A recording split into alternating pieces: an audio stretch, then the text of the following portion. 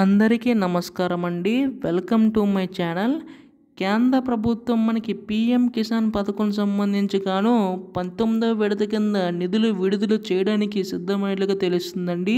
So దాదాపుగా మనకి ఈ యొక్క ప్రతి ఏటా కూడా 6,000 రూపాయలు అనేవి అయితే కేంద్ర ప్రభుత్వం విడుదల చేసుకుంటూ రావడం అయితే జరుగుతుంది కదా. సో ఇప్పుడు ఈ యొక్క పథకం సంబంధించి గాను 19వ విడత కింద నిధులు ఎప్పుడు విడుదల చేస్తుందని చెప్పేసి అయితే అడుగుతున్నారు. సో ఈ వీడియోలో పూర్తి సమాచారం అంతా కూడా తెలుసుకుందామండి.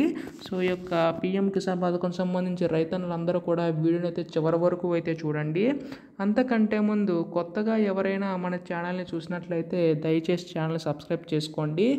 దీని ద్వారా నేను పెట్టే ప్రతి చిన్న లేటెస్ట్ అప్డేట్ కూడా మీరు ఎప్పటికప్పుడు మిస్ కాకుండా తెలుసుకోగలుగుతారు. ఇంకా ఆలస్యం చేయకుండా వీడియోలోకి అయితే వెళ్ళిపోదాం. సో ముందుగా మనకి ఇక్కడ పీఎం కిసాన్ పథకం సంబంధించి చూసుకున్నట్లయితే ప్రతి ఏటా కూడా 6,000 రూపాయలు అనేవి అయితే అందిస్తూ రావడం అయితే జరిగింది కదా. సో ఇప్పటికే మనకి 18 విడతల కింద విడుదల చేసుకుంటూ రావడం అయితే జరిగిందండి. 2019లో ప్రారంభమైన పథకం మనకి దాదాపుగా 9.5 కోట్ల మంది రైతన్నులకైతే ఉపయోగపడుతుందండి.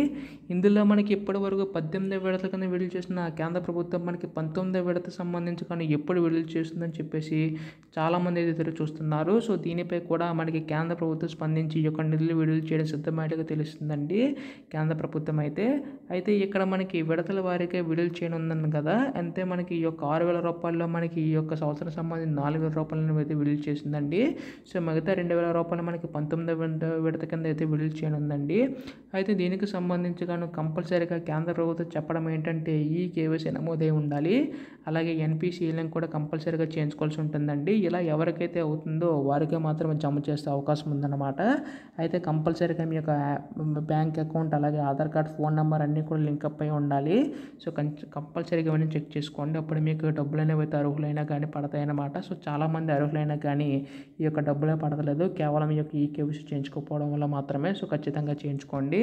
సో దీనిపై కూడా మనకి రేపు వీడియోలోకి అధికార ప్రకటన వచ్చే అవకాశం ఉందండి.